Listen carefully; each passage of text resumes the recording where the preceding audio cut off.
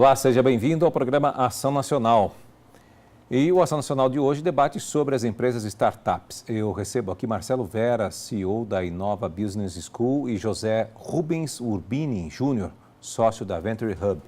Bom, obrigado pela presença de você. Marcelo está aqui com a gente, obrigado. Prazer. E obrado, eu posso chamar o quê? De Júnior também? Porque eu também sou Júnior. Pode, claro. Ou José, que eu também sou José. Está brincando aqui, né? Mas, gente, gostaria que vocês falassem uma coisa muito interessante, né, que tem crescido muito no nosso país, a questão dos startups, né, das empresas aí. O que é o termo startup, para a gente poder começar? Marcelo, pode começar? Não sei. Fique à vontade. Júnior, o que acontece hoje? Nós estamos vivendo um momento histórico muito único, muito ímpar, né? Quem estudou e começou sua carreira ali nas últimas 3 décadas, antes da virada do século, década de 70, década de 90, a gente não tinha a quantidade de oportunidade, o acesso que a gente tem hoje, que os jovens, principalmente hoje, têm a abrirem a sua própria empresa, né? A gente vive hoje uma abundância de ideias, a gente vive um momento com abundância de capital para ser investido.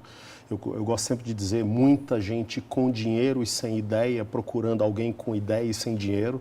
As gerações antigas, nossos pais, nossos avós, quando a gente queria abrir uma empresa, um que tinha um viés mais empreendedor, né, falava assim, eu gostaria de abrir uma empresa, mas eu não tenho dinheiro.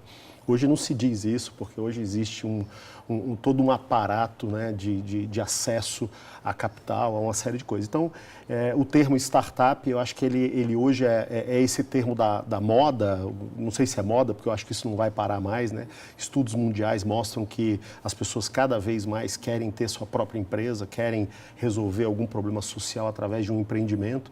Então, a startup é essa empresa, normalmente numa fase inicial, uma ideia que ainda está sendo lapidada, maturada, para encontrar ainda o seu lugar no mercado, qual é o seu produto ideal, quem é seu público ideal. Então, são essas empresas que estão, a gente tem um terminho que a gente usa também, que estão ali naquela zona de arrebentação, né? Ainda estão naquela fase inicial, se vai ou não vai, e em função disso, a gente tem que fazer uso das ferramentas e dos ambientes que as cidades hoje no Brasil cada vez mais oferecem para empreendedores. São ambientes onde outros empreendedores se encontram, onde investidores se encontram, onde você tem acesso à educação, enfim.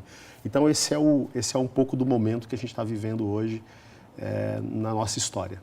Tá. E o Rubens, tem crescido muito as startups? Eu gosto, só complementando o Marcelo, eu gosto muito da definição de organização em busca de um modelo de negócio, né, ou de um plano de negócio que seja repetível e escalável, ou seja, você consegue exponencializar, né, o seu negócio. É por isso que isso se difere de um empreendimento convencional.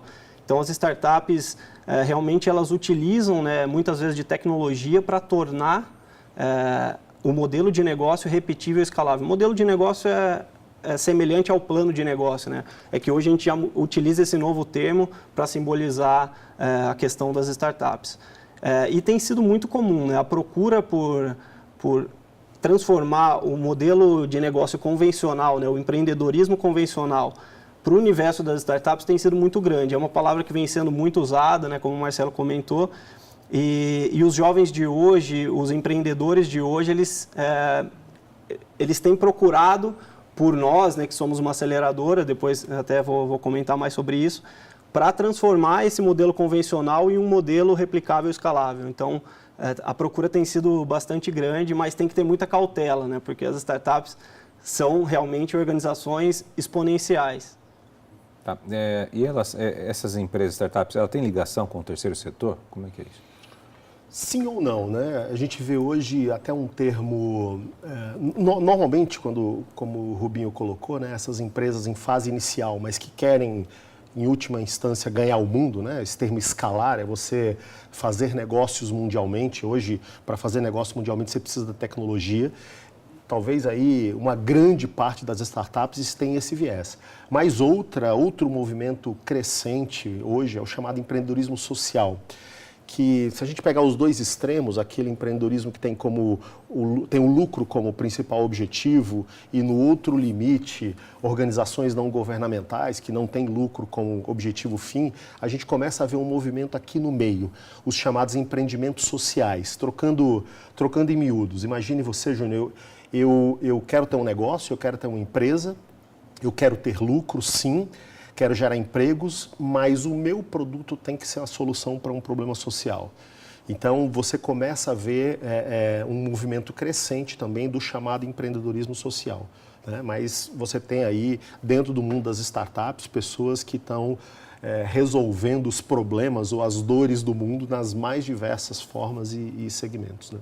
O cenário hoje que a gente enfrenta no país, né, ele tem contribuído para esse aumento e tudo mais?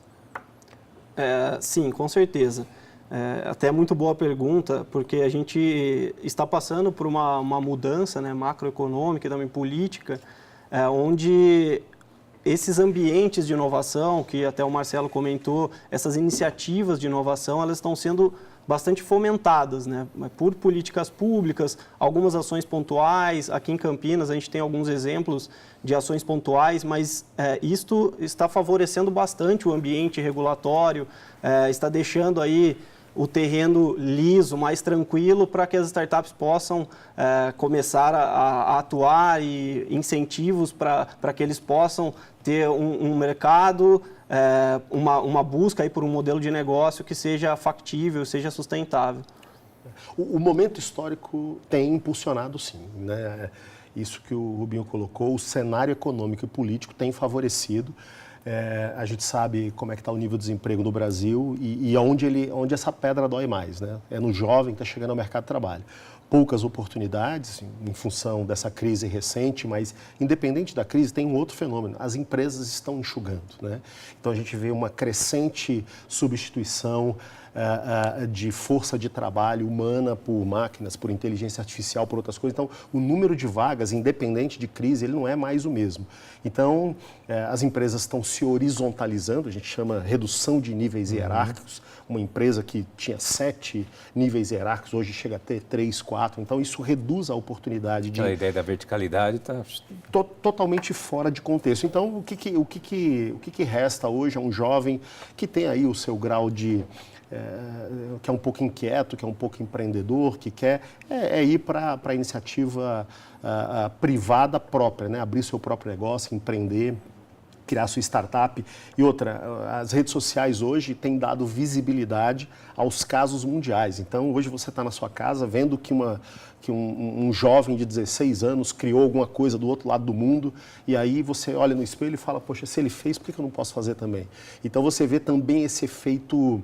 não sei se é um efeito manada, uma contaminação social de todo mundo vendo cada vez mais empreendedores de sucesso e se perguntando, poxa, por que eu não posso? Por que eu não posso tentar também? Exatamente, até o empreendedor de sucesso hoje, ele é conhecido por ser um unicórnio, é um termo que surgiu, né, dentro de toda essa discussão, esse ecossistema. Esse termo unicórnio se refere a empresas que hoje têm um valor de mercado acima de $1 bilhão. Então é um valor bem significativo, e até 2018 o Brasil não tinha nenhuma empresa nesse cenário, nenhuma startup, nenhuma corporação formada aqui no Brasil, escalável e, conforme eu comentei, né, com esse modelo de negócio tecnológico, que tivesse alcançado esse patamar. E hoje... durante 2018, 6 unicórnios se formaram. Então, isso, empresas como o Nubank, o PagSeguro, a Movile, com o iFood, 99, essas empresas se formaram, lógico, antes desse período, mas se tornaram unicórnios no ano de 2018, e a chance de novos unicórnios para 2019 é enorme. Então, isso tem inspirado, né, esses jovens, isso tem feito que todo esse movimento se tornasse mais visível para todos e incentivando eles, então, a correr atrás dos seus sonhos.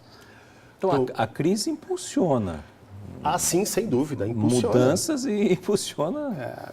Um dado muito interessante, uma pesquisa do ano passado de um grupo europeu, ele é assustador, você imagine, com os chamados millennials, né? Esses jovens aí que estão chegando hoje à faculdade, que nasceram aí na virada do século.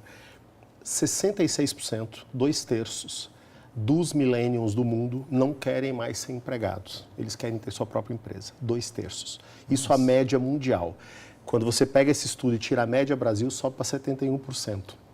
Então, assim, é muito grande a quantidade de jovens que quer ter o seu próprio negócio. Óbvio, nem todos vão dar certo, muitos vão ficar pelo caminho, mas a estatística também não mente. Quanto mais gente tentando, mais gente consegue, né? Então, a gente vê hoje um movimento, um frisson no mercado, dessa meninada chegando às universidades e começando a frequentar esses ecossistemas, que é o termo que a gente dá para todos esses ambientes onde essa turma se encontra. A gente vê cada dia mais os jovens chegando e chegando com a vontade e eles não vêm assim para querer criar uma empresa para resolver um problema ali do bairro dele, para atender uma solução. Eles vêm com essa mentalidade assim, eu quero resolver um problema gigante do mundo, se possível, né? Então, eu particularmente, eu acho isso incrível, acho um momento histórico maravilhoso, né? Eu que vivi numa outra época, e na minha época a gente não tinha acesso a tanta oportunidade. Nós que vivemos assim. numa outra época, eu me incluo nessa daí também. Você imagina falar um negócio desse lá na década de 70, década de 80, eu acho que o desejo dos nossos pais... de datilografia, né? Nós imaginávamos. O desejo dos nossos pais era que a gente prestasse um concurso público no Banco do Brasil, na Caixa Econômica, na Petrobras. Conseguisse terminar uma faculdade. Terminar uma faculdade, parava por aí. Já estava bem já, né? Exatamente. Hoje em dia você vê que não é mais isso. Você tem que fazer várias pós-graduações e tudo mais. Mudou muito, né? A realidade, globalização, né? Podemos dizer assim, e a tecnologia também, né? Nos impulsiona cada vez mais tomarmos atitudes diferentes no nosso plano de carreira, né? Sem dúvida. O momento, é muito interessante, se a gente voltar na história, a gente tem duas viradas de página bem importantes, bem relevantes, né? Uma foi aproximadamente 12.000 a.C., quando a gente descobriu e começou a utilizar com força a agricultura e a pecuária. Então, a gente deixa de ser caçador-coletor, a gente deixa de ser nômade e a gente se fixa na terra. O mundo, a partir dali, foi outro. Em 1800, aproximadamente, a gente teve a Revolução Industrial, a chegada do capitalismo, da produção em série, da máquina a vapor, e sim, o mundo, a partir dali, passa a ser outro. E nós estamos no epicentro da terceira virada de página da história da humanidade, né? E essa também tem data e hora, junho de 2007, quando o falecido Steve Jobs, fundador da Apple, lança o primeiro smartphone, o primeiro celular, né? Com todas essas funcionalidades. Hoje, estava vendo uma pesquisa, o brasileiro é o que tem mais aplicativo no celular no mundo. Nós temos, em média, 80 aplicativos no celular e usamos, em média, 40. Então, a partir dali também, onde a gente se conectou, onde todo mundo passou a ter voz, todo mundo pôde propagar a sua ideia, o seu produto, a sua visão de mundo, enfim, através da conexão. Nós vamos beirar aí 2020 a 70%, 75% da população conectada. Isso é muita coisa. Então, é uma virada de página. Tem muita gente assustada com esse momento, mas eu diria que é um momento histórico talvez ímpar. Eu sempre digo que daqui a uns 2.000 anos, 3.000 anos, as pessoas vão estar falando assim, nossa, como será ter vivido naquela segunda década do século XXI, né? Então nós estamos no epicentro dessa grande mudança. Porque a geração dos nossos filhos, por exemplo, vai viver uma conectividade total, né? Você já tem o seu filho que ele já nasce conectado, né? Você dá um celular para ele, com 2 aninhos ele já está lá botando o dedinho na tela e entendeu que aquilo tem que botar o dedo, né? E nos ensinam, né? E nos ensinam depois, com certeza, né? Bom, a gente vai para um rápido intervalo e a gente volta já.